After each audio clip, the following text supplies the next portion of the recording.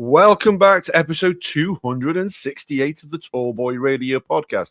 And as we always say, who knows where it goes when the beer flows? Well, do we have a doozy of an episode for you tonight? We have an outstanding guest who has a background in, well, he's an author. He has his own TV show on the Discovery Channel, and he's done other few things as well, which is worth writing about in the books that he has written. But before we introduce him, I'm going to introduce my host to the left. Gaza? Yeah, evening all, evening the world. Hope you are all doing well. I'm really looking forward to this. I say it lots of times when we have guests on, I'm really looking forward to it. Genuinely, I'm really looking forward to this episode. This guy comes with quite a high pedigree, and I can't wait to sort of delve into his past and the things he's done, and just talking to him about sort of his life and his experiences, and sort of the good and the bad, and chewing the fat, as they say. So yeah, can't wait to get into this. Indeed, indeed. So, Lou, did you want to say hello and tell us a little bit about yourself? Yeah. So hello to you both. And I wish it was a little later here. I'd had one of those tall boys in front of me. What is there to say? Gee, where do we begin? Background? Is that what you want first? Yeah. Yeah, you don't mind. Yeah, cool. Grew up in Queens, New York. Started stealing at a young age. Started hijacking trucks in my teens. Headed a crew within the Gambino crime family, late teens, early 20s. By time I was 25, I was facing the rest of my life in prison. I was charged with different heists and hijackings on something called the Hobbs Act, which is like, if people are more familiar with a RICO indictment, it's like a RICO indictment, Hobbs Act. It may even fall under the umbrella of RICO. And I also had other cases. I had 3 cases. I had an FBI case, a Secret Service case, and a state case. So I had the world on my shoulders.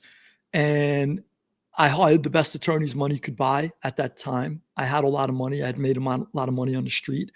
And I had no problem letting it go because I figured I'll make it again. If I could fight for my freedom, what's the difference? You know, what use is money when you've lost your freedom? I mean, people like Barry Madoff and other big people have gone to jail worth millions on top of millions on top of millions, and they give it all back to go home. I was away with a lot of people who were multi-millionaires, maybe even billionaires, and they give it all back. And I felt the same way. I felt like if you could go home, what's the difference? You could make it again. So I kept spending money on attorneys, and I eventually copped out to, I refused to cooperate. I just want to make that clear. The government constantly pestered me to cooperate. A lot of people, I shouldn't say most people do. A lot of people do stand up. We just don't hear about them because they're not on YouTube. We hear about a lot of the snitches because they're all over YouTube screaming and hollering everywhere. But a lot of people do snitch nowadays. And I refused. I just felt like that's something that's never going to happen. I'll serve life if I have to. But I was fortunate enough. The main snitch against us, he was entered into the witness protection program, and he violated the program and was thrown out. So they didn't have a real good case. And we didn't know that when they offered us pleas, me and my co-defendants.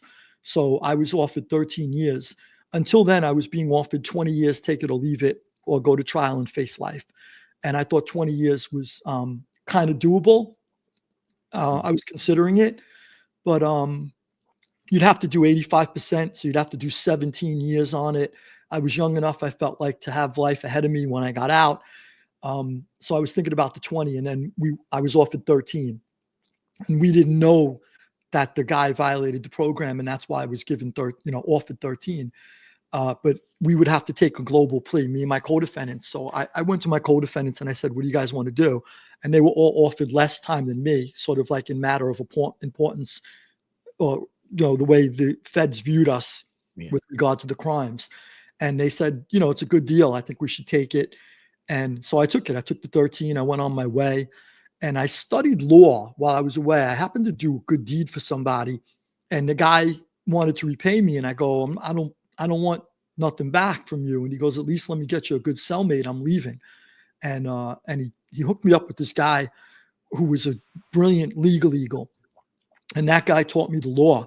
And I was able to reverse my plea, believe it or not because I was innocent, but there were technicalities in the plea that the judge was supposed to, during a plea allocution, the judge is supposed to do a certain amount of things, ask you a certain amount of questions, and make sure that the plea is binding.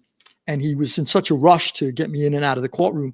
I may have confused him a little because at one point or another, he read off a count that I was pleading to. So when you plead guilty, they drop the rest of the indictment. You plead guilty to one count, and then they give you the time on that.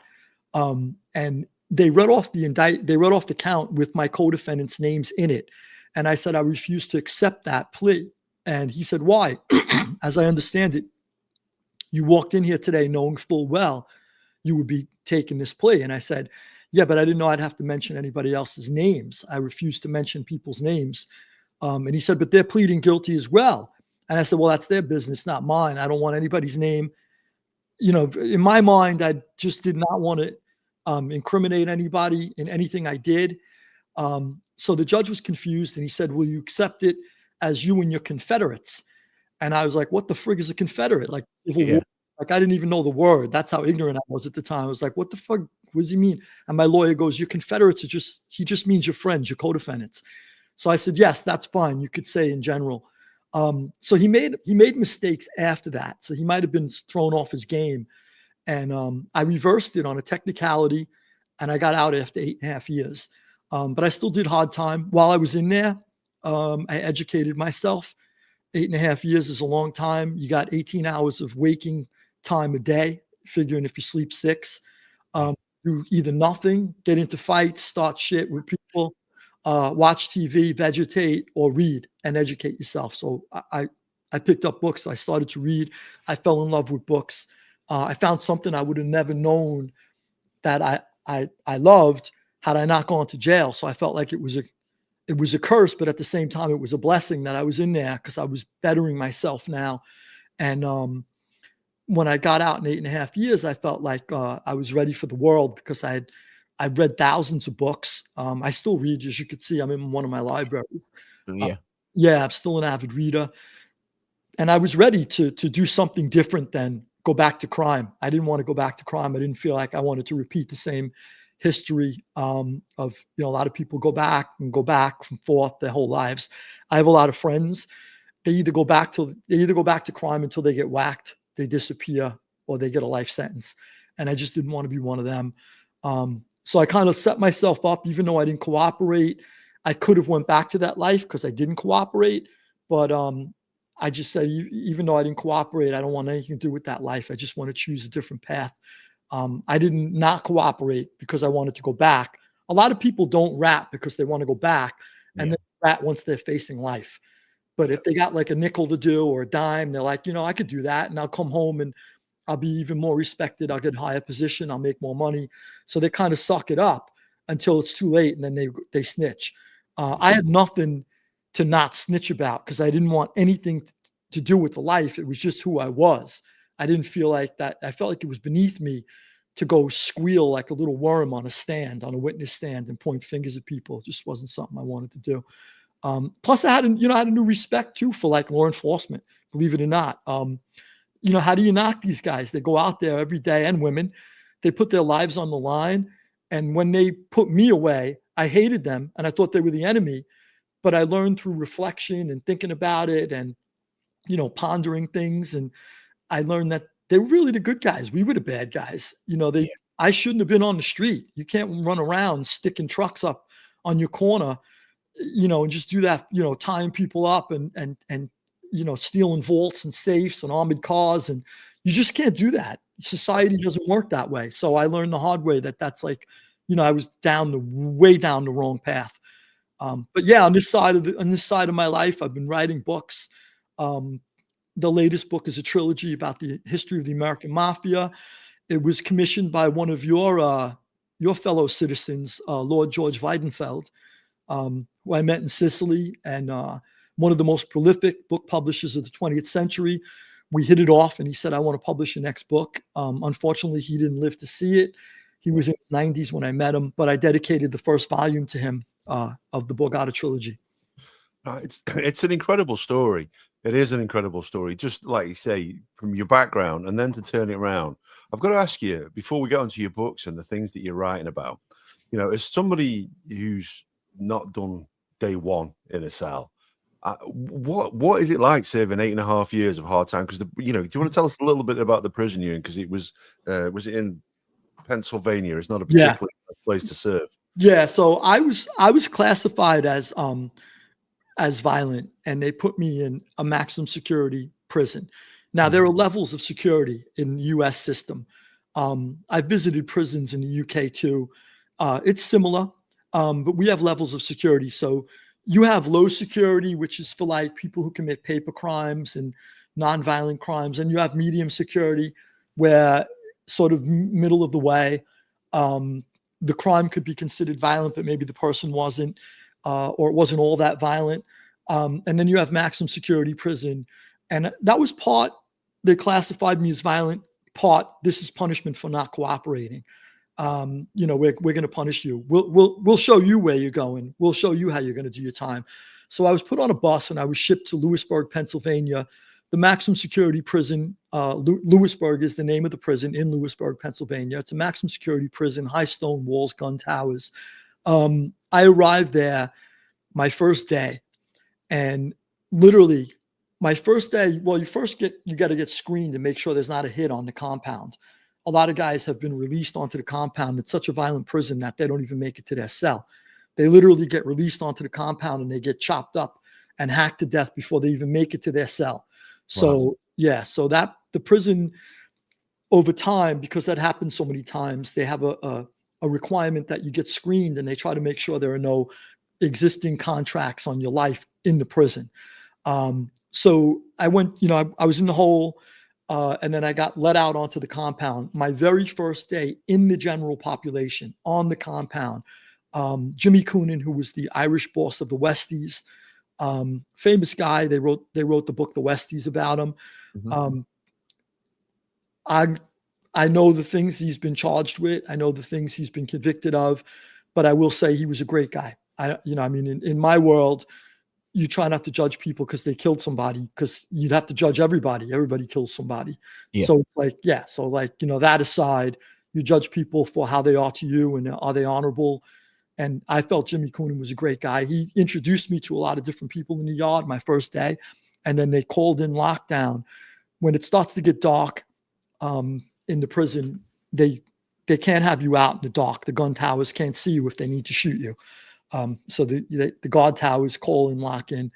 And so we started to go back to our tier blocks. I said, I had been introduced, one of the various people I had been introduced to was the head of the Aryan Brotherhood.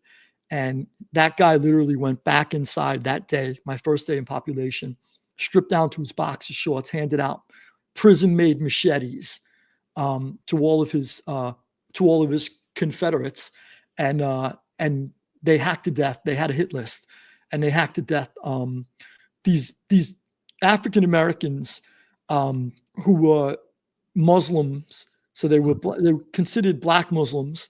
And I think they were from D.C., if I'm not mistaken. The Washington, D.C. is sort of like everything you do there is federal because it's a federal city. Yeah.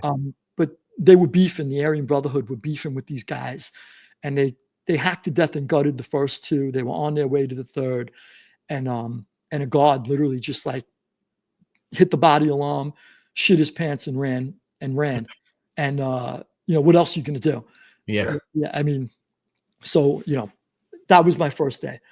Wow. Welcome to Lewisburg. So that was like the different levels of prison. You may hear people do easy bids, especially if they cooperate. They go to like a confined unit and they're with a bunch of other people who cooperate. They might get into an argument with each other. One hits one over the head with a newspaper. The other one hits the other one over the head with, a sneaker, but nothing really happens, Well, when you go to Lewisburg, you realize what the hell's like, what prison life is really about. Yeah. Wow. I'm just really curious. So you arrive there, you do your time. Was it, and you said that you didn't rat anybody out with, was it a sort of thought that gathered momentum over time that when you got out, you weren't going to go back to that life? Or was it almost like quite a snap decision in terms of when you got out? You thought, no, I don't want any part of it, because that must have been quite difficult, I suppose. I suppose. I mean, did you have opportunity to return to the life that you once had, or how did you come to that decision? Because that must have been quite difficult, I suppose. Yeah, it's a great question, because it happened over time and in an instant, and I'll explain that. But to start with the last part of your question, when you do time and you're part of the Italian mob,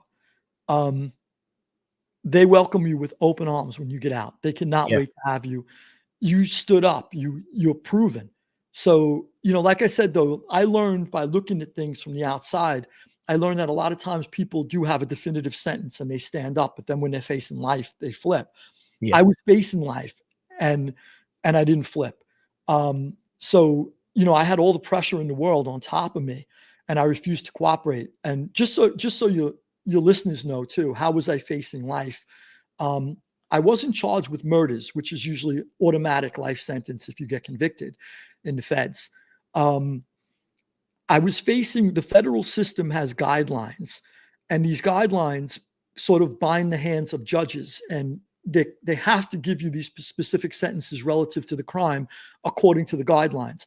So, for example, I was away with a lot of drug dealers who never killed anybody, never raised a hand to anybody, never committed any violence, aside from the fact, obviously, that they're selling drugs, and you could argue that that causes violence. But I mean, them personally never committed violence as an individual, never shot or killed anybody, never raised a hand to anybody. And they were serving life because they would calculate the amount of drugs that they supposedly sold, and then they would then use the guideline list to show where that falls. So if it's 600 kilos equals 300 years, for argument's sake, hypothetically, that's what you're getting. And the judge's hands are tied, and they have to give you the 300 years. So in my case, we had heists and hijackings on my main indictment, which was the major one. So each time we committed an armed robbery, whether it was a bank job, an armored car, a vault, it was a 10-year statute. And then each time a gun was used in the commission of that same crime, if you used a gun, which we did, it was an additional 5 years. So if you take 10 counts, each of those holds 10 years, that's 100. Then each of the time you use a gun, that's another 5, that's 50. Now that's 150 years. You'll only get that if you take the government to trial and have the audacity to tie up a courtroom with 12 jurors for 3 or 4 months. And the prosecutor's now really pissed at you because you've kind of like, you're an obstacle. They want to keep the cases moving in the United States. We lock up the most people in the world. So you got to keep that system moving. If you have the audacity to tie up a courtroom, they're going to give you that 150 so that everybody else is scared and pleads guilty before trial. So I was smart enough to say, I'm not going to roll the dice and get that 150. I'll take a plea. But I have friends of mine who were in the same exact predicament with this almost identical case. And they rolled the dice, and a lot of them got enough years where it's this happened in the mid-90s. They're still away. You're talking 30 years and they're still gone. So you do get life. A lot of people, stupid people, ignorant people will hear my story and go, oh, if he was really facing life, he'd have flipped. I was facing life. So I hope I explained it correctly. I was. So that said, they welcome you with open arms when you get out, because you had all the pressure in the world on top of you. So then I would have been fast-tracked within the Gambino crime family. Right. I had all of my friends too, my closest friends, became soldiers, captains, and are now part of the administrations of different families in New York. These are my childhood friends that I robbed with, that I hijacked trucks with, and they're in major positions as we speak. Even though some of them are in prison, they still hold that position until they get out, if they get out. But some of them, there's a couple on the street too. But just to give you an idea, yes, they would have welcomed me with open arms. I would have had everything handed to me, but I felt like it would have been a revolving door. And at some point or another, you're going back. And the guys who are out still, they're destined to go back too. It's only a matter of time. If the government wants to get them, they can. There's enough confidential informants out there. They know what the government knows everything you're doing. So now to answer the other part of your question, which was, was it sort of sudden, or was it over the course of time that you realized this wasn't for me? So there was a couple of things happening. I'm in jail, and I believed when I was on the street that if somebody got killed or disappeared, you just automatically trust. We're a government within a government, the mob, right? A Borgata, a family, a Brugada, as we would say. You're a government within a government, so you trust in your government. A lot of people still trust in their government, whether you're in the UK or the US. Yeah. We have a growing number of people who distrust government nowadays, which is a good thing. I think that's healthy. I distrust people who trust the government and just say it's all good. I'm like, what the hell are they on? Give me some of that. I'd like to give me a hit of that stuff. You know, I think that's, I mean, so I don't know, but whatever the case is, I trusted the mob, which was our government. And if a guy disappeared or was killed, I trusted that he did something against the family that warranted death. Yeah. And you didn't ask any questions. Once when I was away and I'm with all these guys that are charged with different murders, and I know them and they're discussing their cases openly with me, I'm starting to realize that a lot of guys who I believed died for real reasons were killed over greed. You know, Adam wants to take over Gaz's bookmaking book, his Sloan Shark book. Yeah. And, you know, he loves Gaz. He's been friends with him all his life, but you know what? It's $30,000 a week and nobody's going to miss Gaz. I'll just say I found a piece of paper on him and figured out he was ratting, and he's gone. So, you know, now I'm reading the cases and I'm reading what was behind the murders, and I'm going, son of a bitch, I was in a snake pit. Yeah. You know, I was literally like Indiana Jones running through one of them snake pits going, Yeah. how do you get out of here? And there's no way in hell I was killing somebody over money. So these guys, I felt like for the first time in my life, I felt like they were so different from me. Like, yeah, I could kill somebody if you tell me he really did something against the Borgata. He's snitching to the police. He's robbing us blind. He killed a friend of ours for no good reason. You know, I probably would have been all in on that. You know, like whatever, it's got to happen. I understand. The same reason as citizens, we understand in America, if you sell nuclear secrets and you go to the electric chair, we don't really cry about it. We're like, oh, well, you know what?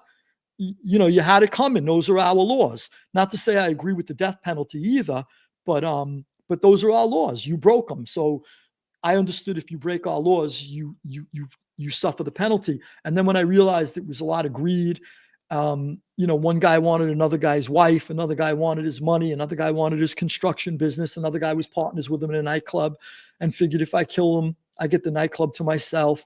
And time again, and I'm like, I don't want anything to do with these guys. And then, so that was sort of like the beginning. And then I went to the hole for something that I didn't do. Somebody assaulted a police officer. He threw a piece of fruit at him. It wasn't like a major assault, Yeah. but the apple broke apart off the guy's, you know, Krella off his head. And so he was older. They thought it was me. They put me in the whole isolation unit. And I was having words with the guy because he goes, if it wasn't you, who was it? I knew who it was. I wasn't going to, you know, I'm stuck in the hole. He says, you're going to stay here until you admit you did it or tell us who did. So at one point or another, I reached through the food slot where they feed you. They give you a tray of food. I reached through the food slot and I grabbed his tie and I went to pull it off his neck. And I wanted to choke him with it, but I pulled it off his neck. And I realized when I pulled it, it was a clip-on tie. I just reached for the tie thinking I was going to slam his head against the door. Yeah. And it was a clip-on tie and I threw it back at him. And I said, I cursed him and he said, you're an animal, he said. And he goes, of course we wear clip-ons with you guys. You thought I'd wear a real tie, something to that effect. And he said, he goes, look at you, you know, not as if prison isn't enough. You're in a cage within a cage, you know, something to those, to that effect. And kind of like bang, a bell went off, you know, a light bulb. And I was like, okay, I am an animal. I'm in a cage within a cage. And even though I didn't do the thing that brought me here, for this particular instance, I've done so many things that warranted going to prison for a long time. And I've even done things in this prison that deserved that, you know, should put me in the hole, you know? So yeah, I am an animal. And that's a big realization, to realize that my mother didn't raise an animal. My mother who died in my arms when I was a kid, I was dishonoring her soul. I felt like it was wrong to sort of like live my life this way. And so that compounded with all of my revelations about the people I was around, was like, that was the defining moment where I said, when I get out of this hole, I'm done with this shit. I'm done. I don't even want to play cards with these guys anymore. I'm not an animal. And now I still didn't want to snitch, because a lot of people wake up and then go, okay, it's time to snitch. I may as well get out of here. There's no need for me to, the truth shall set you free. They say that and stuff. Yeah. You look, I'm not judging anybody who does. To each his own. People make decisions. I just couldn't. I can't judge the next man. The next man might say, well, it was part of cleansing my soul. They needed to pay for what they did. Everybody. But most of the people I saw were just justifying themselves getting a break. It wasn't any higher morals that drove them to snitch. So I just refused to. But again, I don't want to judge people. I want to be careful not to. It's easy to fall into that trap because I didn't do it. And I don't want to be judgmental. But I personally decided I was going to come out, try to better myself. I asked a friend of mine. A friend of mine was the caretaker of John Gotti's social club. And he had biblical verses tattooed all over his body. He was 300 pounds. And I called him up and I said, can you do me a favor? You read, right? He goes, yeah, I read. So I go, send me some books. I said, I want to read. And I started reading, and I fell in love with reading. And then I taught myself how to write by reading. Yeah. Well, just before Adam moves on, just one question, just to sort of round this little bit off. Were you ever worried about, because you'd made the choice not to go back to that life, were you ever worried about the repercussions, or whether or not that the family would consider you a danger to them because of the things that you knew? Was there ever that moment where you thought, actually, I've got to look behind over my shoulder, I've got, or do you feel as though maybe because you didn't rat, there was almost like this sort of acceptance that you didn't rat while you were there, so you will never rat, and therefore almost let's leave Lou alone and let him get on with his life? Like, how does that work? Because there must have been some worry at some point that actually they might come after you because of what you know. Yeah. It was the last piece that you said. It was that was the answer to that. It was that they knew that they knew that I stood up. Yeah. So they knew I'm never going to rat. And if you're not ratting when you have all that pressure on you, and you're going to go your own way. Yeah. I even talked to, like, I was around all the bosses, the underbosses, the consigliers. I let them know I'm done. I said, look, if you guys need me in here for something, and plenty of times there's beefs, and unfortunately in prison, everybody gets along till there's a beef. And then all of a sudden everybody groups off into strong racial divides and ethnic lines. So, the Italians are with the Italians when something breaks out. So I would let the Italians know, even though I'm leaving this life, if something breaks out in here, I'm with you guys. Yeah. And I don't need you guys. I never went running to look for them, by the way. If I had a beef, I took care of it on my own. But if they had a beef, I put my sneakers on, I got my shank or my shiv, you may have heard. Yeah. And I ran to their side going, what's up? You guys need me?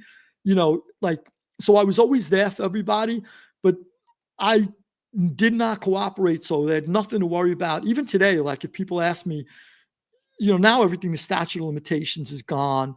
It's up. But, in the beginning, people would ask me, and I'd be like, look, once you go find Sammy the Bull Gravano and kill him, kill Little Al Diaco, kill Fat Pete Kyoto, kill Gas Pipe Casso, kill Joe Messino, all these big rats that really ratted and on the mob, and put 30, 40, 50 guys away, each of them. Once you kill all of them, I'll kill myself. You don't have to kill me. But until you kill them, don't come looking for me, because I didn't rat on nobody. So, and they'd be like, yeah, we get it, Lou. So to this day, I still see people, the people who don't know me might not have a lot of respect for me, because like, oh, he's talking online, he shouldn't be doing that. But the people who know me and did things with me know I kept my mouth shut. So they have total respect for me. I bump into them when I visit Queens, Staten Island, Brooklyn. I still bump into active guys who give me a hug and a kiss, and they love me, because they know that I could have easily said, you know what, I'm out of here. I did these things with this guy. I robbed 6 trucks with Adam. I did 18 robberies with Gaz, and I don't need to be here. I'm putting them in jail. Or I know Gaz and Adam killed 4 people. I don't know. Maybe I didn't have anything to do with it, but I know you guys did it. I'm out of here. And I'm getting out of here. Well, you guys know I didn't. Maybe other people don't know because I never snitched, but you guys know. So when you see me, you're going to welcome me with open arms because I kept my mouth shut. Now, that's not to say, like, if you guys were having a poker game tonight, I'd say I feel good enough to go there and play poker with you guys. A few tall boys, and you're like, maybe he's on YouTube too much. Get the drop cloths out. We'll start chopping them up. I don't know. So, it's more hello and goodbye. I love seeing you guys. Happy to see you. They feel the same way about me. And then I keep it moving. And then you keep your distance at that point. Wow. I mean, what a story. It's especially for us to hear, whose lives I can honestly say have been vastly different to that. And again, we don't judge. We love hearing the story. I love hearing people's life stories that have been vastly different to my own, because that's really where you learn. And the other way you learn, obviously, is through reading the books and reading the tales and reading people's autobiographies and biographies about people. I love those style of books myself. Mm-hmm. So moving on from that, guy, you educated yourself while you're in prison. There was a great deal, I would say, of redemption. You redeemed your soul. And I can understand that you had almost a moment of epiphany when you were there in that cell. And, from that point onwards, you've whether you put rights wrong or you live a different path, I don't know which way it works, but you then started writing books yourself. So I have one of them here, which is Mob Rules, What the Mafia Can Teach the Legitimate Businessman, which was one of your earlier books. Mm-hmm. I picked it up, and I've got to be honest, very excited about reading it. And it says on the front, international bestseller. Do you want to tell us about that? Tell us about your writing career that followed from that. Sure. Yeah. Tell us about your early books and obviously the ones that you just released recently. Yeah, sure. So when I came home, I wanted to write. I taught myself how to write by reading. I mean, everything I get my hands on. And then I would pick up some of the best authors and read how they begin and end a chapter, how they develop a plot, and I would take notes for myself. So I felt like, because you don't have a college class or a course you could take, you're in jail. And when you're interrupted, it's because there's like a knife fight outside your cell. It's not like, the bell rings and you go to your next class. So, this is the circumstances I'm trying to teach myself the writer's craft under. So I would read like Tolstoy's War and Peace and try to figure out how, this is the greatest teacher in the world you could have is Leo Tolstoy. I mean, you're not going to get better than that. I fell in love with Thomas Hardy, Test of the D'Urbervilles, Far from the Madding Crowd. Thomas Hardy was incredible. I loved every book that I picked up of his. So he taught me a lot about writing. So you would learn from these different people. And then when I came home, I wanted to write fiction, maybe under a pseudonym, not even like, just I wanted to write, but nothing to do with true crime. I wanted to never look back at that crap. It was like a burden on my back that I did all these things, and I just wanted to move on. So I go to different agents and publishers, and I'm trying to get an agent or a publisher, and they're all telling me, you have to tell us about your life. You have to write about true crime. That's what you know.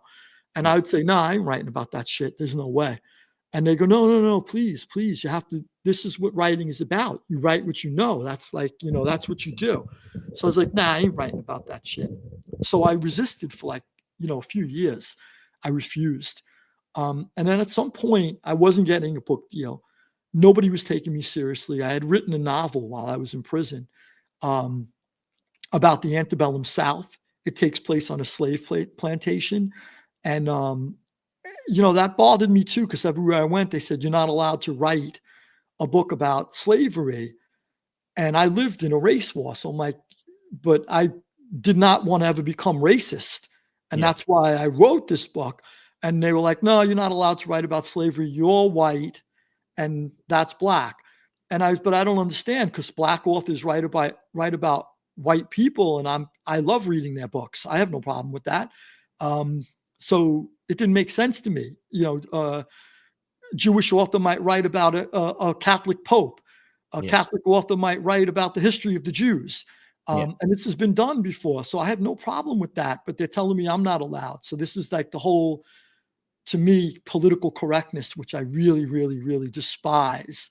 Yeah, I am not for it. I read really something brilliant, a historian by the name of Jacques Bazoun. He was very older when he wrote this, much older. And he wrote how political correctness is a form of tyranny. They tell you what you can and can't do. And this one's allowed to do this. You're not allowed to do that. So that really bothered me. And I'm progressive at heart. I believe in everybody should be treated fairly, equal rights for everyone. I would fight for people's rights. I did it in prison. If somebody was being, punked up, I was the first one to jump in and help them, whether the person was gay, transgender. I defended everybody. So I believe in those things. I believe in human rights. I believe for everybody. But to me, that's a different level of tyranny that takes that to another level. So anyway, I couldn't get published. I was very frustrated. And at some point I had no choice, but my father, who was always a sensible guy, never read a book in his life till he read mine. He never, my father was literate like I was, but never read. I didn't come from a family where they stressed education. Nobody went to college. Nobody went to university. We just didn't have a family like that. It was all hardworking people. And, if you got by hand to mouth, you were good. You were doing good in my family. That's all. That was about the best you could do if you didn't fall behind in your bills. And we didn't expect more, unfortunately. So, but my father goes, why don't you just write what they're asking you for, and then maybe you'll get a chance to write what you want one day. So I said, maybe my father's right. So I started to, I wrote a memoir, and HarperCollins offered me a lot of money to give the right names. So I was around the Gotti family and John Gotti's brother. I was in and out of his house for a long time. And they wanted me to use names. And I said, no, I can't use names. So I couldn't get the money they were offering me because I refused to use those names.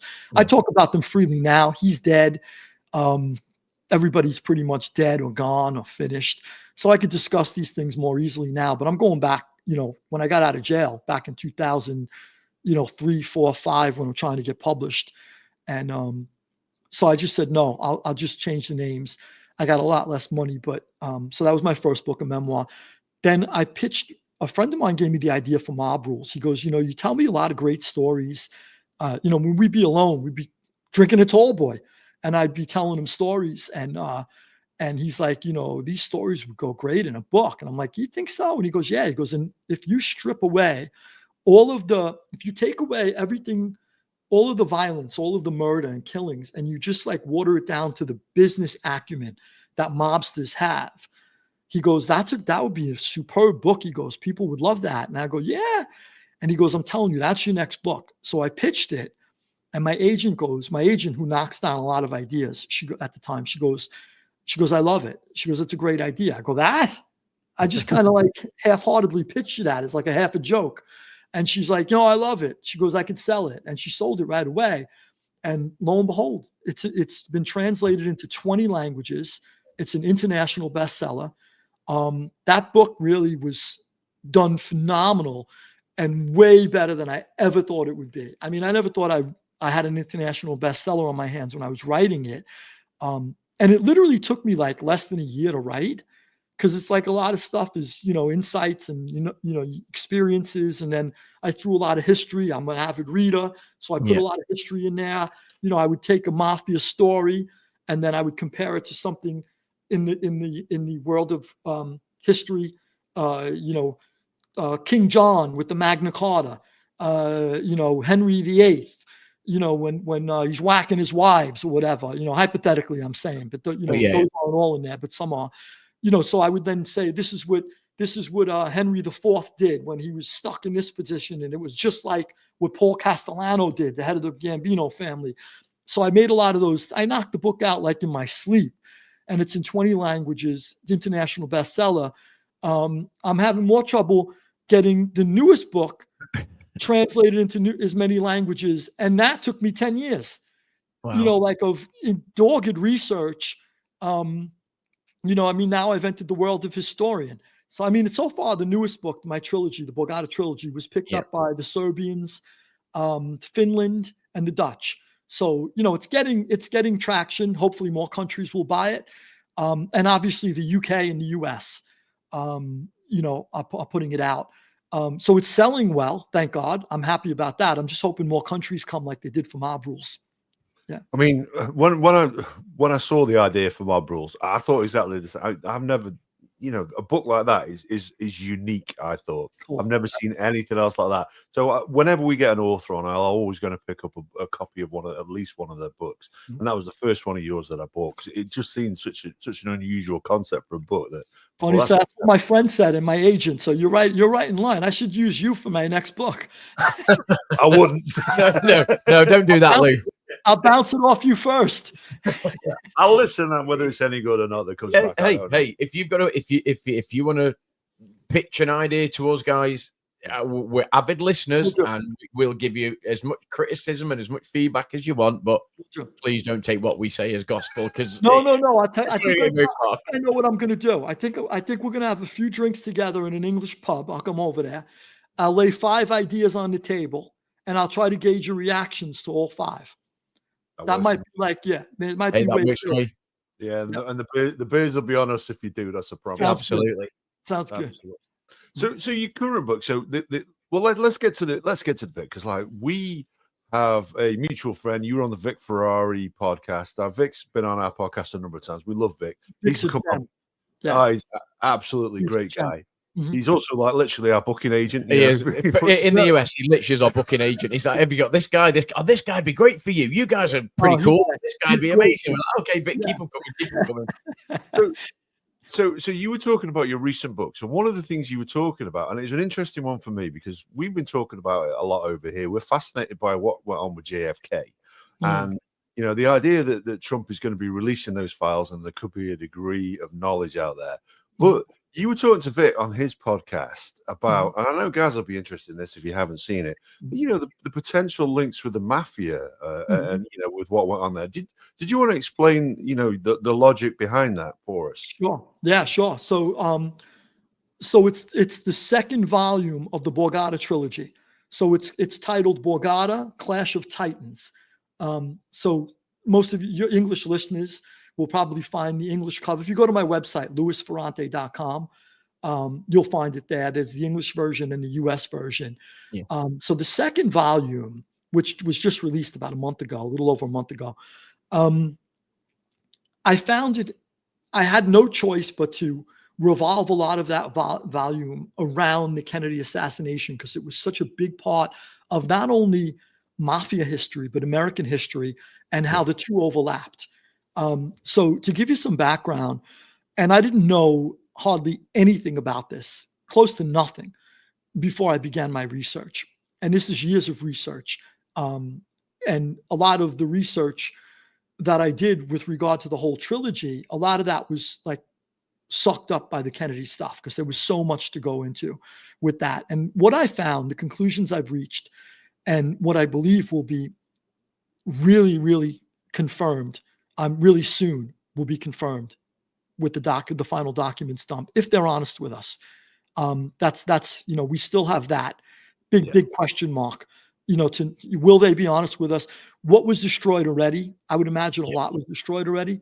You have to imagine these guys had 60 years to sneak into their own buildings where they have their own set of keys to destroy these things, where they have their own paper shredder. It's not like you have to break in and do it yourself. It's like, okay, we own the building, we have the keys, and other than the janitor, who's on, the 3rd floor today, we'll just go up to the 6th floor and burn everything, or shred everything. So who knows what's left? That said, who knows of what's left, what they'll show us. I'm already pissed that they didn't just dump the files and they're going through them. I do not trust our government to go through them, which is a shame. They should not be doing that. I commend Trump for letting us have them, for signing an executive order to release them. You can't not commend him for that. Even some people who hate Trump have to tip their hat, to him for that. He's doing it. He's the first president who's done it. But that said, I feel like he's made a major mistake by allowing other people to go through it before we get it. So I wish he didn't do that. Okay, now to move on to what I found. In volume 2, I have to say this too, not to try to plug my own book here or anything, but there's no way I could lay it out, just for your listeners, there's no way I could lay it out in a podcast as good as I do in the book. Because in the book, I have a tremendous amount of evidence that I build my case on. So it's not just me telling a story where I go A, B, C, D, and connect the dots as I'm going to do here. But I'm literally, with each step that I make, and each time I connect the dots, I give the reader a ton of evidence to substantiate the claims I'm making. Yeah. So you just don't walk away and go, oh, this guy just dreamt that in his sleep. No. Yeah. No, this is serious evidence. I have 40, 50 pages of notes, source notes in the back. So you could access all of that in the back and look it up yourself. Okay, so that said, what happens with the mob and JFK? Well, Robert F. Kennedy and John F. Kennedy. Let's go back to actually Joe Kennedy Sr. Joe Kennedy Sr. was the patriarch of the Kennedy clan, and he's the one who made the Kennedy fortune. He did it as a sort of like a stock swindler. He pumped and dumped stocks. He sold short. He sold high on Wall Street. He had insider trading, and he kind of admitted all that later in life. So it's like no secret. We know that. A lot of times, a lot of the things he did, to his credit, so we don't like completely put a tag on him as a criminal, a lot of the things he did was legal then, and then they built regulations and laws later that would curb that type of activity. So, that's sort of like, but he ran wild. So he broke the law and did things that really weren't yet unlawful. But that said, but may have been immoral and unethical. So that said, he makes a big fortune, and he raises a big family, and he wants to be in politics himself first. He wants to be president of the United States himself. So he starts by being a big donor to the Franklin Delano Roosevelt campaign. And in return, Roosevelt, after giving him a couple of different posts within the government, he appoints him an ambassador to the Court of St. James's, which is an ambassador to Great Britain. And that's a big deal. Most of the ambassadors, it's the biggest position you could have if you're going to be an ambassador. That's like the prime one, because that was our greatest friend. I wish I could say you guys still are. I feel like there's so much friction lately. Like, is it just the media? Yeah, is it just the media, or like, I don't know what the hell's going on anymore. The media is I playing. think there's the media plays obviously a big part in various things. And yeah, I think there is still genuine friendship there. Is it as solid as it used to be, or potentially can be? Probably not, but we are where we are. Yeah, I hear you. So anyway, I hope that still exists. I mean, I'm a big lover of Winston Churchill. I got a beautiful statue of him in another room in here, and I got a whole shelf of his books back here. I read his History of the English-Speaking Peoples. I've read biographies of him by Martin Gilbert. I think it was Jenkins wrote a great one too. So lover of the English people myself. So Kennedy goes, he's an ambassador to Great Britain, and he thinks this is going to be a stepping stone to becoming the president. And at some point or another, Hitler and his blitzkrieg of Europe, Austria, Czechoslovakia, Poland, in the beginning, he's running through these countries. And Joe Kennedy is concerned. And, the Brits kind of know, the Brits had this sort of policy that we keep a balance of Europe. And if the French are a little out of hand, we bring the French down throughout history. If Germans are a little out of hand, we bring the Germans down. But we keep Europe balanced so that there's sort of a balance of powers, which was an absolute brilliant strategy that the English were able to pull off many, many centuries through naval, obviously first, the age of Nelson and stuff. So that said, Hitler's running wild. The Brits know that they're going to have to face him at some point. After even Neville Chamberlain tried to make peace in our time. And Joe Kennedy feels like we should just sort of let the Brits do it themselves. And he feels like Hitler's going to, knock the shit out of the Brits. Yeah. And he came home from England at one point, and he was staying in a hotel, and he had an off the record, quote unquote, off the record conversation with two journalists in which he said, look, the Brits are finished. Democracy's done. It's only a matter of time, and we shouldn't get involved either, or we'll be done too. That Hitler's too powerful. And he didn't want to get involved. He didn't want to back the English. And it's a tough stance to say democracy's done if you want to be the president of the biggest democracy in the world. Yeah. So one of the journalists was like, okay, no problem. I'll keep your confidence. And he just went on his way, and it was a private conversation. The other journalist said, no way, this is a scoop. And he printed it the next day. So Joe Kennedy's done. He's done. He's fried. So now he resigns in disgrace. And at some point now he wants Joe, his son Joe Jr., to be the president of the United States. But Joe dies. Joe volunteers for a kind of sort of suicidal bombing mission. It was very dangerous, very risky. He left England. He's going to bomb a German target. He was one of the Americans who flew out of England. And he blows up in the skies over Suffolk, I think. He's dead. So now John F. Kennedy is fighting in the Asiatic theater, the South Pacific. Robert Kennedy's trying to get into the war. But John Kennedy's the next one in line. So Joe then focuses on John becoming president. And John becomes a hero in the Pacific. His boat is sliced in half. He's on a patrol. He's driving a PT boat. He's the captain of one. It's a small boat, dozen guys maybe, oak wood hull, and gets sliced in half by a steel destroyer, Japanese destroyer, burning flames and oil all over the ocean. And John Kennedy, swims around, rescues the guys who didn't die. I think one guy died, one guy disappeared. The rest he rescues, brings them to a deserted island, and eventually swims himself to get help. And it's incredible heroics. And so he comes home, and Joe Kennedy markets those heroics. After we win the war, Joe Kennedy markets his son's heroics and gets him into Congress, into the Senate, and then eventually makes a run for president. But before they do that, Bobby becomes chief counsel to the McClellan Committee. And the McClellan Committee, known as the Rackets Committee, goes after the different unions that have been infiltrated by the mob. And he drags every mob guy in front of him, and he browbeats them. He literally humiliates every mobster in the country, and he gets a cheap thrill out of doing it. You could just watch the old tapes. He loves it. It's almost like a school teacher, watching screaming and yelling at a nervous kid, and the kid doesn't know what to do. Humada. And he's loving it, eating it up.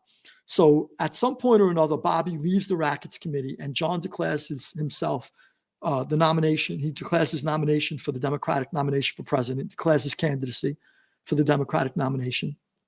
And Bobby leaves the committee and becomes his campaign manager.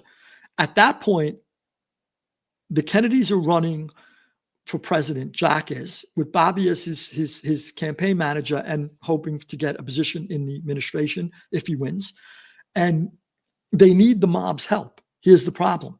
This is a conundrum for them now, because they just literally abuse the mob throughout the entire Rackets Committee. And now they need their help because the mob controls a lot of the metropolitan areas in major states. They control the major cities in the major states that Kennedy needs to win. Yeah. So back then, the mob would control the votes, the ballots, the political machines in these cities, the mayors, the governors. So they would control everything. They had all the machinery. So now Joe Kennedy, who worked with the mob when he was younger during bootlegging, he goes to them and he sends out his pal Frank Sinatra, the great entertainer Frank Sinatra. And he says, look, Frank Sinatra was close with the Kennedy family and close with the mob bosses around the country, because they helped him launch his career. They owned a lot of the nightclubs. They would get him gigs. They would have him play. They would fill up the place. And he became very famous because of them. And he never forgot that. So now he's close with the mob and he's close with the Kennedys. And Joe Kennedy Sr. says, please convince them to back my sons. If they get into the White House, I promise you, they're not going to bother them anymore. They used them as a stepping stone to gain national prominence. Now that they have it, everybody knows who they are. They're going to move on. Now that was believable because the mob had already been, they had already had a bout with Thomas Dewey in New York, where Dewey wanted to make a name for himself. And he went after the mob, and he put away a lot of mobsters trying to make a name for himself. But at some point he ran for governor and he forgot about the mob. And then he ran for the Republican nomination for president and he forgot about the mob. He never cared about them anymore. He did it for a national name. Senator Estes Kefauver was another senator who had this big mob busting committee, the Kefauver Committee, where he dragged mobsters across the country in front of his roving committee that would set up shop everywhere, and it was televised. He also, after beating them up on TV, he gained a national name for himself. He ran for the Democratic nomination for president. He forgot the mob, never mentioned them again. He was done. So the mob had every reason to believe the Kennedys would do the same. Hey, they made a national name for himself. It wasn't so bad. We were abused. We were embarrassed. But really, none of us went to jail because it wasn't the type of committee that had prosecutorial power. All they could do is then recommend you for deportation or prosecution, which they did, but nothing really came of it. Nothing. So the mob was like, okay, it was just like a bad experience, but as long as they forget us, fine, we'll help you. There was a couple of mobsters who said, I ain't buying that shit. There's no way you're going to convince me that those guys are done with us. And so for the most part, 95% of the mob went with the Kennedys and believed Sinatra and Joe. But there were a couple of holdouts, one being Carlos Marcello, the Louisiana Don. He was the boss of the Louisiana Borgata. And another one being Santo Trafficante, who was the boss of Florida. Those two guys who kind of like, they were in the Gulf Coast, they said, no, we ain't buying it. First, they backed Lyndon Johnson in the Democratic primary, who ran against Kennedy. When Johnson lost and became Kennedy's vice president, then they backed Richard Nixon in the general election. Nixon was a Republican. So they said, no, we're not believing it. They held out. But the rest of the mob, the Chicago mob specifically, and the New York mob, which were the two biggest powerful mobs in the country, they were all in with Kennedy. So they dumped tons of money, millions of dollars into the West Virginia primary when Kennedy just pulled it out. And then they also helped him during the general election, where he needed to carry Illinois. And Chicago is in Illinois, and Chicago was completely controlled by the mob, and they handed Kennedy Chicago. They basically handed it to him on a silver platter. So Kennedy just eked it out by a tiny bit in Illinois, and he beats Nixon and he goes to the presidency. So the mob really, really could say, honestly, we put him there, and they did. So nobody argues that point. So now Kennedy's in there. And because Joe Kennedy was terrified that there were going to be a lot of accusations of voter fraud having to do with the mob and money, illegal money that was dumped into the Kennedy campaign that came from the mob, whether it be Chicago, New York, or Las Vegas.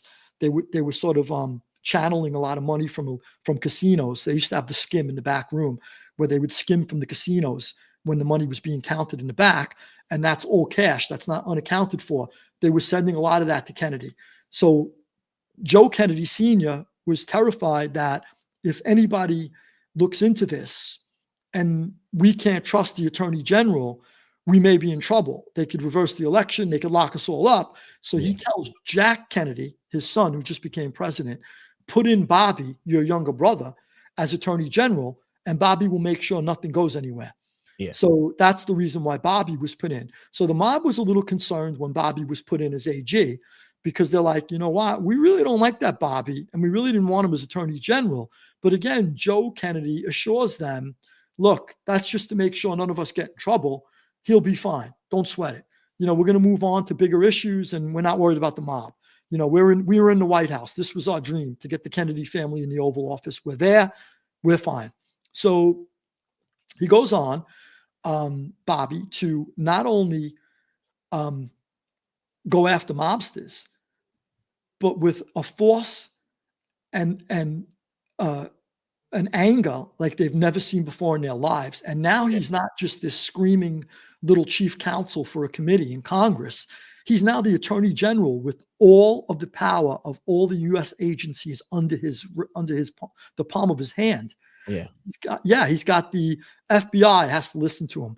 The Immigration and Naturalization Service, if he tells somebody he wants them deported, they have to listen to him. The IRS, the Internal Revenue Service, if he tells them check his taxes, make sure he pays his money like they went after Al Capone, they have to listen to him. Bobby's in charge of it all. And he musters all these forces underneath him, and he tells them, go get the mob. And he literally launches like a blitzkrieg on the mob, and he's decimating them. And they're like, what the F is going on? We did not sign on for this.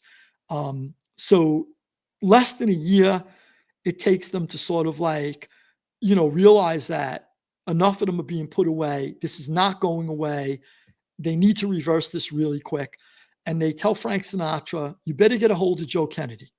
And you better tell him to live up to his word. Tell his sons to stop this crap. And specifically tell Bobby to get the stick out of his ass and stop coming after us. Yeah. And, this is finished. And Sinatra goes, I'm so sorry. I'm on my way. In the meantime, Joe Kennedy plays a round of golf at, I think in Palm Beach at the Kennedy estate down in Florida, somewhere near the estate. After his round of golf, he goes back to his estate, lays down, and has a massive stroke. He's a complete invalid. Can't talk, is in a wheelchair. Basically, he's done. And they're like, uh-oh. So Sinatra now is told, okay, Joe's out of the picture. The boys would have listened to him, but we don't have him anymore. Go to Bobby yourself. So Sinatra goes to Bobby himself, and Bobby tells Sinatra, how dare you interfere with the U.S. Justice Department? How dare you? And he starts screaming at Sinatra, throws him out of his office. Sinatra doesn't know what to do now. The mob doesn't know what to do. And basically they're stuck in a place where it's us or them. The Kennedys got to go. So the first thing they did was they started toying around with the idea of killing Bobby. And by the way, Bobby went after those two mob bosses. Remember I mentioned their name, Santo Trafficante and Carlos Marcello, Louisiana, and Florida. As much as he went after all the mobsters across the country, he had a special hatred for those two. And it was obvious because he knew that they didn't back his brother. Yeah. And even though he went after all of them, he knew those two specifically had to be dealt with. So Bobby was like a real, look, I walked away from all my research. You may disagree with Kennedy's administration and his decisions and stuff, but I walked away with a love for Kennedy as a man. He was just such an easygoing guy. Like he didn't hold grudges. Never was looking for revenge against people. He was so easygoing. Like he was a compromising man. He was how to win friends and influence people. I mean, he was like the book in person form. Yeah. So, and Bobby was the complete opposite. Bobby, I walked away with all my research. I couldn't stand him. And I agreed with all his friends and family who hated him. Like time and time, I quote people in my book who despised him. People who you would say, you would think they're his enemies and they're his friends. And they're like, he's a jerk. Yeah. These are his friends talking.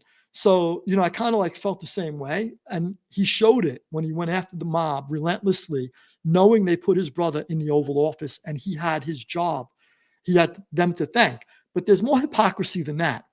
He knew his father's fortune was built during the bootlegging era and through crime, as I told you, on Wall Street. And a lot of his dealings were with mobsters. And that testimony didn't just come from mobsters. It came from members of the Kennedy family, members of the Kennedy clan, friends of the family who said, yeah, Joe worked with the mob all the time during bootlegging. He also owned a production company in Hollywood, and he needed to work with the mob to make sure that he had union peace and the union wouldn't shut down his productions. And you got to go talk to the mob. You got to work with them. And he did. So like he was up the mob's ass for a long time. And the mob is like, you're coming after us? Your whole fortune was built with mob money. Like if it wasn't for us, your father wouldn't be as rich as he was. And every time Bobby was pursuing an investigation and his pop's name came up, he would shut it down. He would, go, look, let's not go there. He would tell the members of his minions in the Justice Department, and they said he would literally be distraught the whole day. Like he didn't know how to handle it. And, the obvious answer was leave the mob alone, but Bobby couldn't do that. He just he was too dirty, but he didn't want to admit that. And he just kept coming after them and they couldn't stop him. So they start talking about killing Bobby. They're like, all right, we got to whack Bobby. That was the first thing. It's us or him. We know that. He's got to go. And then at some point, Carlos Marcello was overheard telling people, and this is about a year before Jack Kennedy gets killed. He's telling people, look, if you kill Bobby rather, Jack will send out the National Guard for us. Yeah. If you kill Jack, Bobby's powerless. Yeah. Yeah. He's done overnight. He's finished. without Jack, Bobby's, and that's, the AG is dependent on the president, right?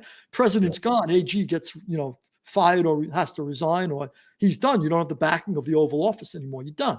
So he goes, look, especially in the 60s, 1960s, now the press will go, oh, you can't fire the AG. Oh, no. Back then is, it's like, yeah, my brother's the AG. You couldn't appoint your brother the AG today. And even then, the press gave him a hard time, but he got away with it. So, but back then, so now they're talking about killing Jack. They start to talk about another time, Carlos Marcello said, look, if you cut the dog's tail off, the dog will still bite you. If you cut the head off, then the dog dies, tail and head together. Yeah. And they considered Jack the head and Bobby the tail. Yeah. And so they kind of like realized that Jack's got to die. And now that's one part of the conspiracy. Just to bring this a bit further, the mob is only one of three pieces of the cabal. So the mob hates Jack Kennedy, rather the Kennedys, specifically more so Bobby, but they know that the Kennedys got to go. They got to be removed from office or we're dead. The next piece of the puzzle is the Cuban exile community was, when Castro took over Cuba and Fulgencio Batista, the dictator who was in power in Cuba before him, fled the island. The mob, who had casinos all over Havana, which was the capital, they had casinos all over Havana.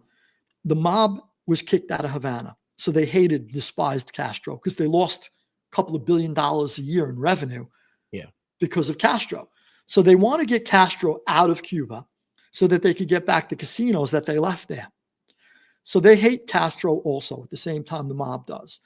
And because of the couple of 100,000 Cuban exiles we had who fled Castro's regime and landed in Miami, Florida, and then kind of circulated throughout Florida and Louisiana for the most part, but all across the country. They hate Castro too. They want their homeland back. They felt like democracy, any chance of democracy has been killed with Castro, who promised to have elections and then said no more. I'm not going to have elections, who promised to be a democratic capitalist society and then said, I'm a Marxist. And we're going full communism, and then sided with the Soviets as opposed to the United States. Yeah. So the U.S. hates Castro. The Cuban exiles want their homeland back, and the CIA, working for the United States, is training them to take it back. So you have CIA handlers training them to hit the beaches and take back the island and overthrow Castro. So at the same time, the CIA is training the Cuban exiles, this militant bunch of Cuban exiles, to take back the island. At the same time, they make a deal with the mob and they say, you guys hate Castro too, right? Yeah. Okay, we got news for you. We're going to help you kill Castro. And let's try to set it up where he gets killed before the invasion so that they're leaderless and the invasion goes smooth. Yeah. And they're like, okay, cool. We're all in. So the mob is trying to work with the CIA to murder Fidel Castro. At the same time, the CIA is training the Cuban exiles to go in there and launch a full-scale invasion of the island, which is only 90 miles off the coast of Florida. So that's like, it's sort of like something in the channel for you guys. Yeah, Right in the, what are you going to do? You got to get rid of it, right? So it's a problem. It's like a thorn in your side. And throughout history, the Brits were famous for that. Anytime, it's like, you got to go. The Brits wouldn't even allow like a rival navy, let alone somebody right off the history. Yeah. So they're ready to get them. So the first thing is the Bay of Pigs, which is the Bajina Cochinos, this sort of like coastline where the exiles are going to hit the beaches and push inland and get rid of Castro. And at the same time, the mob is working on killing them. Mm-hmm. Well, they hit the beaches and Castro's sort of pushing them back, his forces are pushing them back into the water, and they're having a hard time moving inland because Castro's air force was supposed to be knocked out, but it wasn't. So the heads of the CIA run to Kennedy and they go, look, we need to provide air cover for them. They need to move inland and we need it desperately. We train these guys. We've been championing them as the defenders of democracy, the defenders of freedom. We can't just leave them stranded on a beach. We need to help them. And Kennedy's like, no, I don't want to reveal the U.S. hand behind the invasion. And they're like, what are you kidding me? The whole world's going to know we're behind it anyway. We need to help them. And he's like, no, it looks like we're bullies. We're a superpower, and we're picking on this little island, even if they are 90 miles off the coast, and even if they are. And what happens if the Soviets retaliate because the Soviets are behind them, and then they have nuclear weapons? And what if Khrushchev fires a nuclear weapon? What happens if something jumps off in East or West Berlin? Where there's this like tense standoff during the Cold War. I can't do it. And the CIA handlers are like so frustrated trying to get Kennedy to provide air cover, and he refuses. So they're left on the beaches. They're taken captive. Whoever isn't killed is taken captive, and they're humiliated in Castro's prisons. They're beaten, abused. And eventually Kennedy makes a deal with Castro to sort of like a humiliating deal to get them back. But they come back and they hate Kennedy. But now there's a second opportunity. So don't forget, the mob still hates Kennedy. And now this is the CIA and the Cuban exiles who hate Kennedy now after the Bay of Pigs. But there's one more episode that really, really drives it home. Kennedy wakes up one day and he's told by the head of the CIA, Allen Dulles resigned after the Bay of Pigs. He was forced to resign shortly after.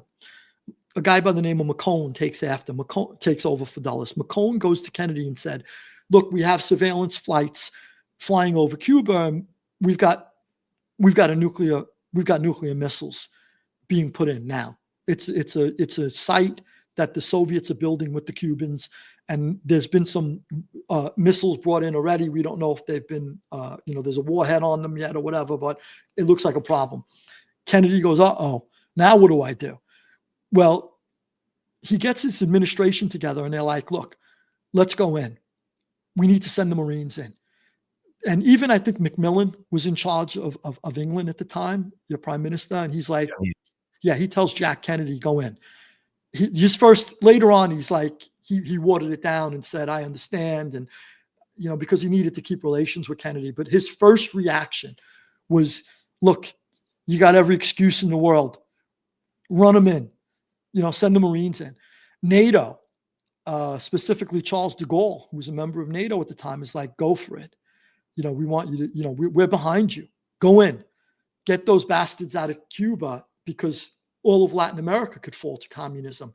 We had this idea of the domino effect, where if one country falls, maybe they all could fall. And what are we going to do if all of Latin America turns red? It's the Cold War. So everybody's telling Kennedy go in. All the people, most of the hawks, and obviously all of the hawks in his administration, but even people who aren't necessarily hawks are going, I don't think we have a choice. You got to go in. And Kennedy says, no, I'm afraid to get into a nuclear showdown with Castro. And they're like, look, we won't look like the imperialist mercenaries that Castro keeps saying we are. We'll look like defenders of freedom. We've got nuclear missiles off the coast. We have every right and reason to get them out of there. Let them challenge us, but there's no way we're wrong. You cannot think that the world is going to look at us wrong or like askew. And NATO's telling us to go in. And Kennedy goes, no, he was afraid of a nuclear holocaust. Now, defenders of Kennedy will say today, well, there was something to it. Kennedy saved us. We were on the brink of nuclear war and he saved us. But a lot of people on the other side of that argument say he could have went in and he should have went in. And yeah, I mean, you got every right. At some point, look, you got to risk it. I'm not saying we should risk nuclear holocaust, but most people think that Khrushchev wasn't going to blow up the world over Cuba. It just wasn't the mountain he was going to die on. It was more so could happen in East or West Berlin, but it wasn't going to happen in this tiny island, floating around in the Caribbean that nobody really gave a crap about until Castro took it over. So they're kind of like, Kennedy drops the ball again. And then the Cuban exiles who wanted the island back and were positive they were going to get it back the second time. Not only did they despise Kennedy for blowing it a second time, but now Kennedy makes a side deal with Khrushchev, and he tells them, I guarantee you, I will never, ever attack Cuba again or be behind anything that will cause the possibility of them being attacked. And not only that, but all the sabotage missions going in and out of Cuba regularly, I'm going to stop them. And he literally goes from funding with hundreds of millions of dollars, funding the Cuban exiles who were constantly saboteurs trying to disrupt Castro's administration. They were constantly running sabotage missions into Cuba, whether by sea or by air, on their own, but with the CIA's backing. He not only defunds them, but he targets them. His administration now considers them criminals. And he said anybody who's running any sabotage missions in Cuba is a criminal of the administration, lock them up. And they're being pulled over at sea, they're getting locked up, and they're like, wait a second, we were the champions of democracy just yesterday. Yeah. We were the big advocates of liberty around the world, and now we're criminal targets of the Kennedy administration. So now you have the CIA handlers, the Cuban exiles, despising Kennedy, and the mob. And those three groups, I believe wholeheartedly, and if the documents dump is accurate, you will find out that those are the three groups that killed John F. Kennedy. Wow. And there's a lot of evidence pointing to them. Can I tell you who each shooter was in Dealey Plaza? We don't have that information. I believe they had it at some point. The government did. I don't know if we'll ever get that. That won't come out now, though. They're not going to do that now, are they? Because over time, there's various documents been, as you said, burned, shredded, whatever it may be. That's the people that were involved at the time have probably, long passed away. Family members long passed away. Stories lost over time. That'll never come out. Mm-hmm. And I wonder whether or not, and without being too political, I wonder whether Trump's playing a decent poker hand as such, in terms of, I'll tell the public that I'm going to release all of the papers and all the documents, but actually what's in them is probably not what the public want, because over time they've been diluted or lost or destroyed or whatever it may be. But Trump can still turn around and go, hey, I was the one that did it. Mm-hmm. So I wonder whether he's playing a game. I hope in a way they do come out. I'm a massive conspiracy theory guy. Mm-hmm. So I'm a massive. Oh, you gotta read Clash of Titans then, Borgata Clash of Titans. I mean, I lay it all out. I mean, I've had people who told me I've been studying this from when I was a little kid. They're going back from when I was born. Yeah. I'm born in 1969. That's 6 years after Kennedy was killed. And I had guys who would tell me, I'm studying it from way back then, and nobody ever put it together like you have. I got the fan mails, like incredible, from people who are into this, telling me you put all the pieces together. So I don't want to sound immodest, but I really thank those people who have reached out to me and said that. Yeah, I urge you to read it. And look, hopefully, if a lot about it, then what do you think about what I've said? Is there anything you could add to it? I'd love to hear myself, not to turn the interview around, but I'd be thrilled to hear your take. The interesting thing for me is, we have one side of the story. You hear about Oswald, you hear about Ruby, you hear about the second gunman on the grassy knoll and all that kind of stuff, and it's almost anecdotal. But the stuff that you added to it, and I listened to it when you were on the Vic Ferrari podcast as well, New York, NYPD Through the Looking Glass, and it makes sense. It all adds up. You follow it through. The reason why they would obviously go for Jack rather than they would go for Robert, it all makes 100% to me. And I was listening to that, and it blew me away. And just listen to it back again. Then you had a lot more detail. It all makes sense, doesn't it? Yeah, because it seems, look, from the passing UK guy that has an interest in conspiracy theories and all of that, it's too neat, it's too easy for it to be Harvey Oswald, for it to be Jack, the guy that shot him, then gets shot, Patsy, and all of that. I'm not buying it. I'm not having it. There's something else going on, and me and Adam spoke. I don't know, a couple of months ago, and it was when we first got wind that maybe Trump would release all the documents, and I was like, can't wait for that. Can't wait to see what he actually releases. So, yeah, I'd love to, absolutely. What you've just said there in terms of giving the background and giving the rationale as to why these people would do what they did and maybe collaborate in terms of whether they collaborated or whether it's one of the three or whether it was all three in collaboration, whatever it may be. But you make a great point. Yeah. And you follow that through with evidence-based research, which is the main thing. And that's the key. It's not just you going, oh, no, I think it's these people.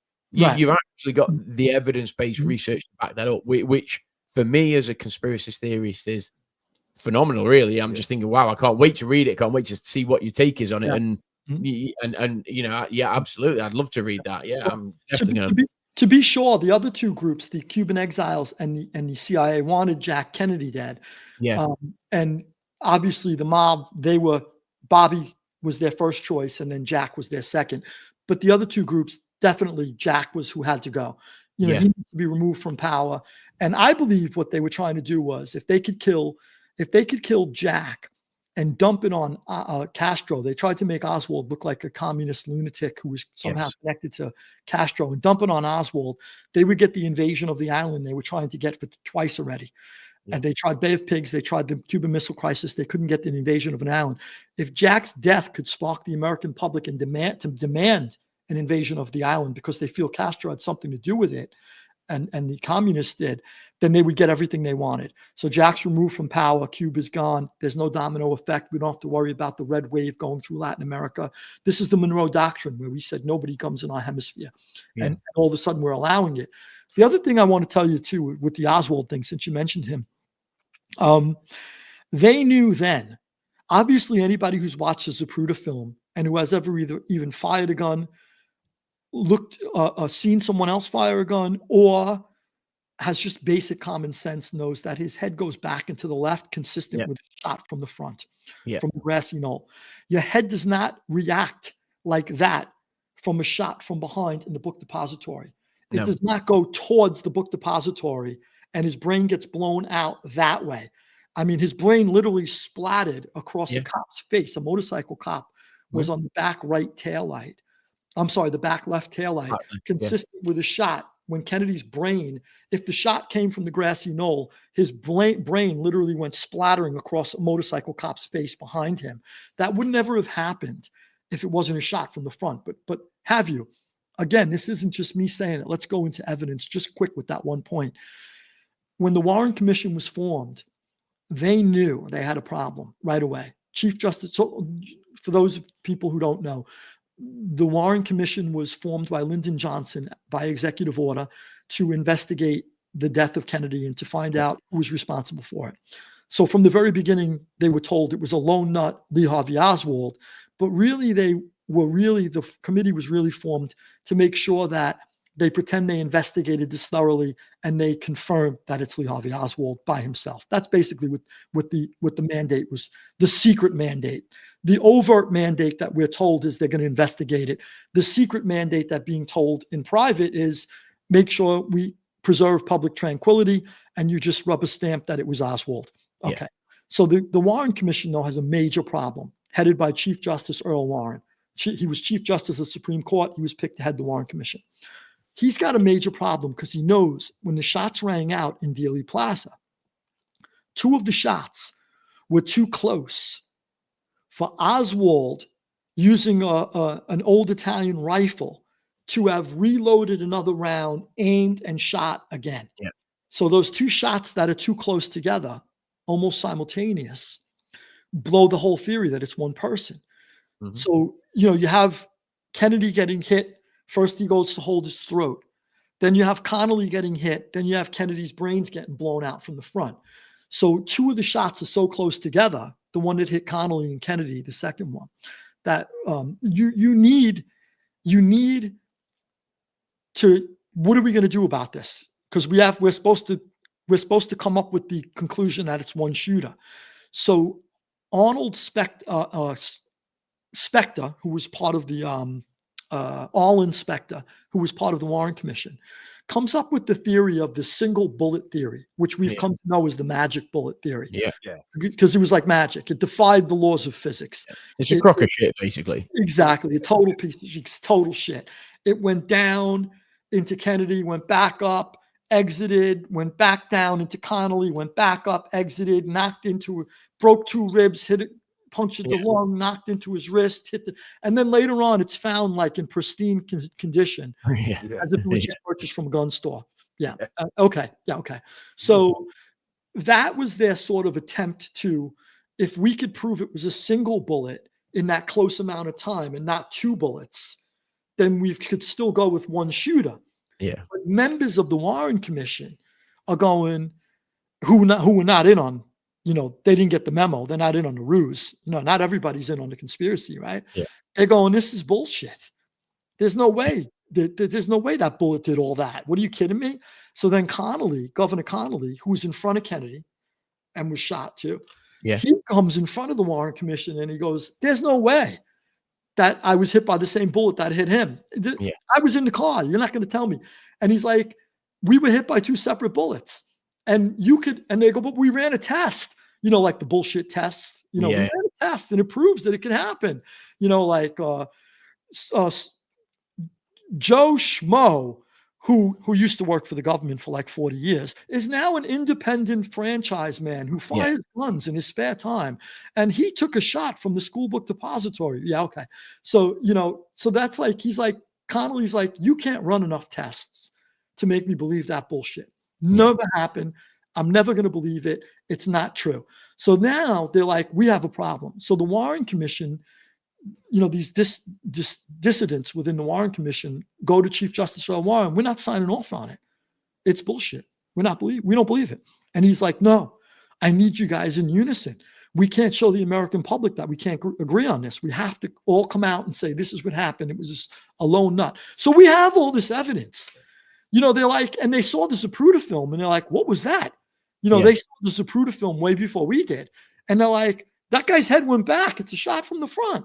So they knew from the beginning, and they've lied to us for 60 years. And, a lot of us, even myself before, I'm not going to insult people and go, people are stupid to not along and go, yeah, okay. I did too. Maybe I'm stupid too then because I didn't know any better. If you don't do a deep dive into it, you're just like, you're being told Oswald did it and that's the end of it. And I would always nod along and go, yeah, Oswald did it. Yeah. You don't know until you do a deep dive and you find out that the Warren Commission didn't even believe he did it. And then you're like, son of a bitch. If they didn't even believe it, why should I? And then now your brain starts to kick in and go, yeah, his head did go back. And yeah, you can't fire those two shots that close. And yeah, maybe it wasn't Oswald.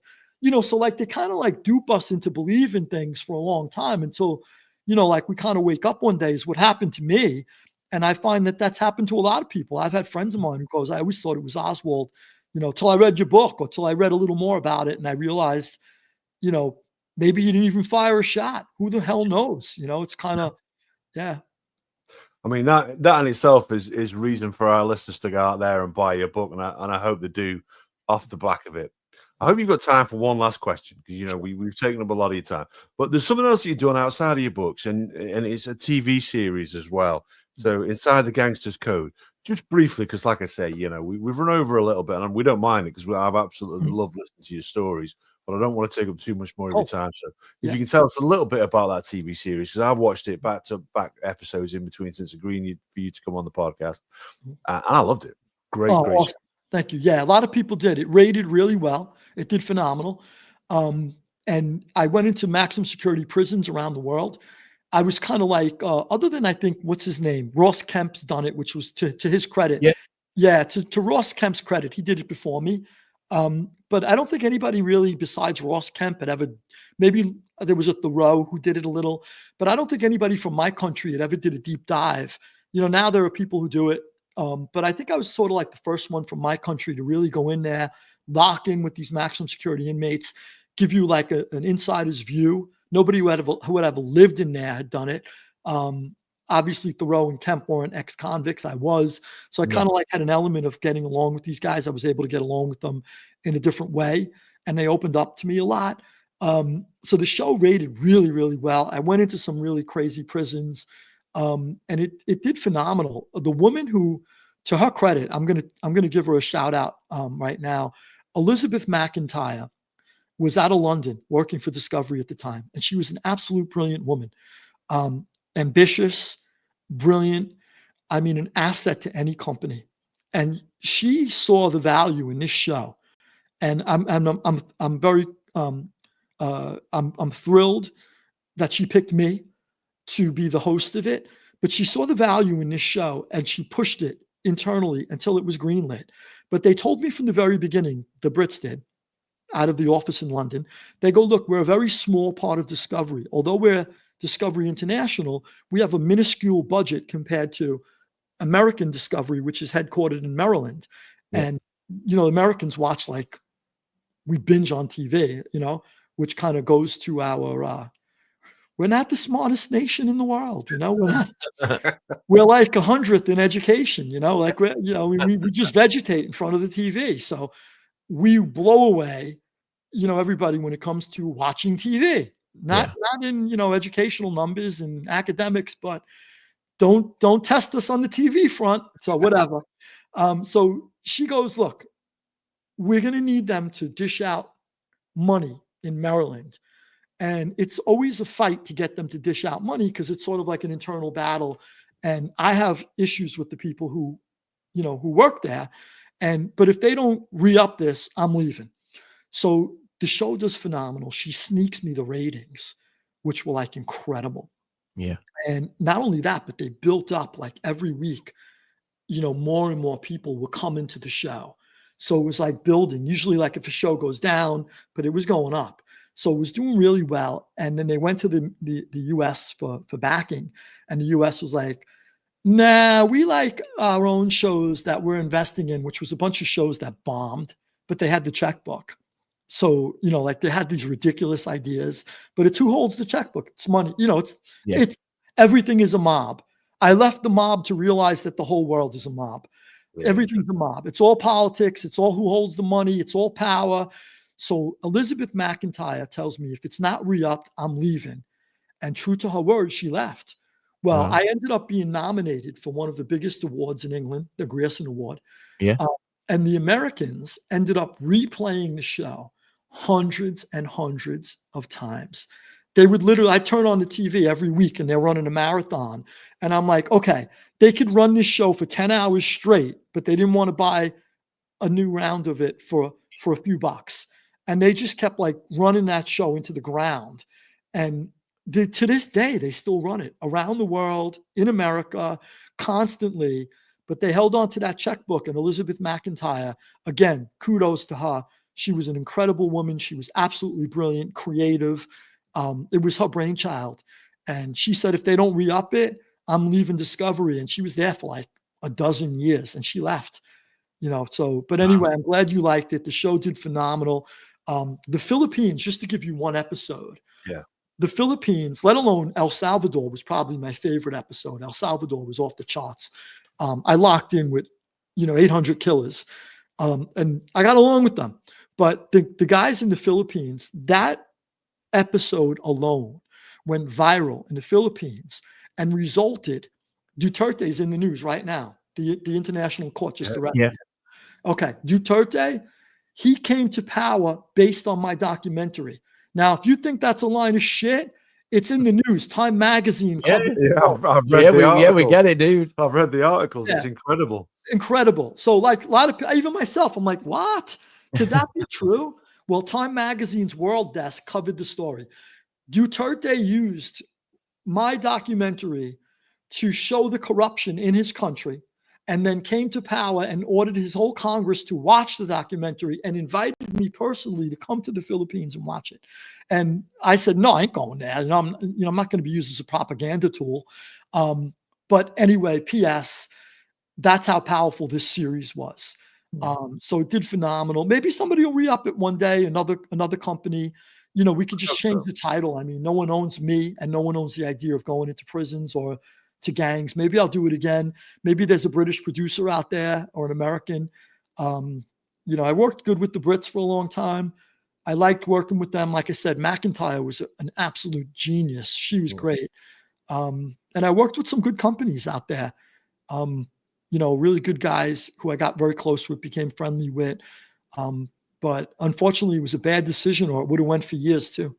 Yeah. No, it is incredible. Like I say, you know, you only have to take to the internet and read those stories about how the president of the Philippines used that format to, you know, to drive his agenda. It is absolutely incredible. The other episode that stuck with me as well was the episode in Albuquerque where he sat down with the gang leader, and he was, you know, and he had a little bit of a dig at you afterwards, sort of saying, you know, oh, you didn't really portray me how I've changed since, Right. and you threw it straight back at him. You know, he didn't take any of his nonsense. Like, no, I'll tell you what's changed is if you could stop the flow of drugs into this prison, that's where you're making a difference. Right now, you're facilitating it. You ain't changed at all. And I thought, you know, that was a real different aspect that I even think Ross Kemp would have done. No. Yeah. He was. I think I know who you're talking about, and he was, you know, came from a big, like almost like an Italian mob family. However, they were Spanish American, and they run the border down there, and all of the gangs that come in there, they're like totally like under the control of cartels. Yeah, this goes deep, and the cartels run the gangs, and the gangs distribute the drugs and the guns that come over the border, and then they get dispersed throughout the country. But that's their sort of their initial, you know, distribution point. So that, to me, that was, I'm glad you pointed that out. It was a good episode. That was the one in America we did. We could have done a lot of them in America. I might go out there one day. You know, a lot of people go rogue nowadays. They just go out there with a GoPro and just do their thing. So, you know, the sky's the limit nowadays. So who knows, maybe one day. Indeed. Honestly, yeah, absolutely. And if people out there haven't seen it, absolutely phenomenal. So we've run over a little bit compared to how we normally do, but I make no apologies for that because I have loved this last hour and a half. It's been an absolute honor to have you here, and we've really enjoyed listening to everything you have to tell us. So as we're closing out, then tell people where they can find your books. So, you know, your website, and obviously, you know, I picked them up off Amazon as well, and we'll share a link to that into the audio episode when we do, so that people can click on it and buy your books. Yeah, so they should be available in every bookstore, but you know, I've gotten emails from people who said I went into a local bookstore and haven't found it. And my response is usually the same. Go to Amazon, order it. Amazon ships so fast nowadays. It's like at your door, like a day or two. So go on Amazon, buy it. If you enjoy it, please leave a good review. If you don't, then just drop dead. No, I'm joking. You know, but look, you know, go easy. I spent a lot of time researching. You know, a lot of people like to trash people nowadays, but I do appreciate when people leave good comments. It's nice. You must experience that as well. You know, it's not easy to just do what you guys are doing, and you know, I got to tip my hat to you. You know, it's tough. It's tough to stick with something. It's, you know, over the course of time, and people who don't do it, have never tried it, are usually the first to comment and go, "Oh, anybody could set up a podcast." Yeah, okay, try it. Try it, stick with it, and let me know how it goes. It's not easy. I know a lot of people who've went through a lot of hard times to, and eventually they get enough subscribers and they keep going. But it's the same thing with writing. So I'm very careful in how I rate people with regard to books I read, podcasts I watch, YouTube channels. It's just something we should know as a society. It's easy to just trash people, and I think the dumbest people, it's their easy go-to to just like trash people, but anyway, that said, feel free. You can, if you're having major trouble finding it, drop me an email through my website, louisferrante.com. But Amazon, click over, should be a link in my website, or straight through, go there, buy it. And there's other books. You got Mob Rules there, which you've enjoyed. I'm glad you mentioned that. And there's the Borgata trilogy, volumes 1 and 2 are out. Volume 3 is on its way. So there's a lot to read. Indeed. And yeah, we'll, you know, if you have any trouble finding the books, you know, drop us an email as well, and we'll point them in the right direction as well. Because like I say, I picked one up and I ordered it from Amazon, next day delivery. Gaza, what did you make of it all?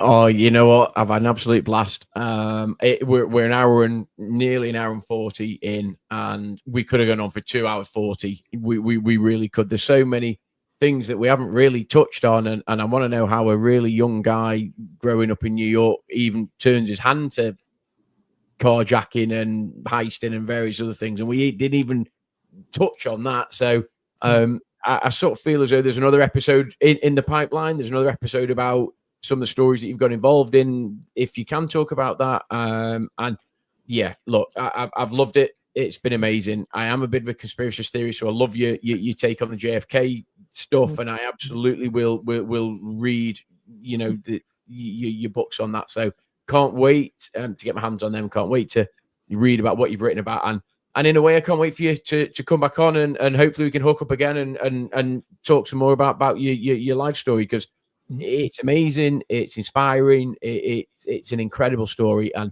I know I normally I'll say I hope our listeners appreciate it. I know on this episode, I know they will, and I can't wait for all the positive feedback. Sounds good. Thank you. I appreciate it. I hope if I'm in town, I'll let you know. We'll do it in person, but otherwise we'll do a rerun for Volume 3 when it comes out. We'll talk about that. It's a lot of the it's Autumn of Empire, a lot of the bloodshed, blood and guts all over the streets of New York, for the most part.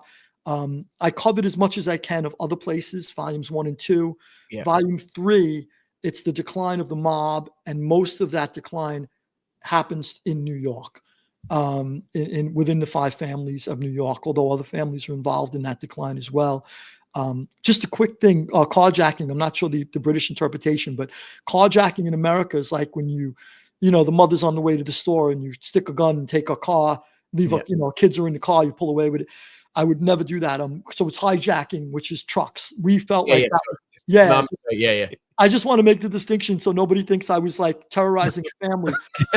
In my mind, we were taking trucks from corporations, and although it was traumatic for the driver, it was usually a tough guy who drives a truck all day, and we let him know he'd be fine at the end of the day as soon as we got his truck.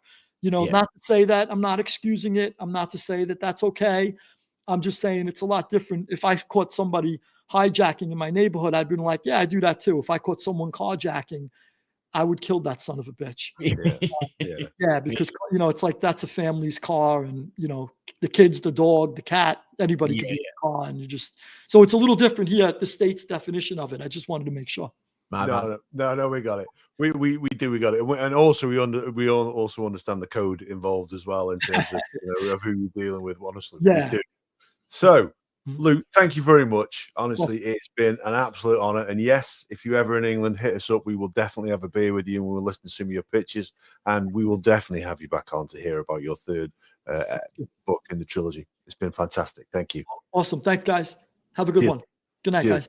Good night.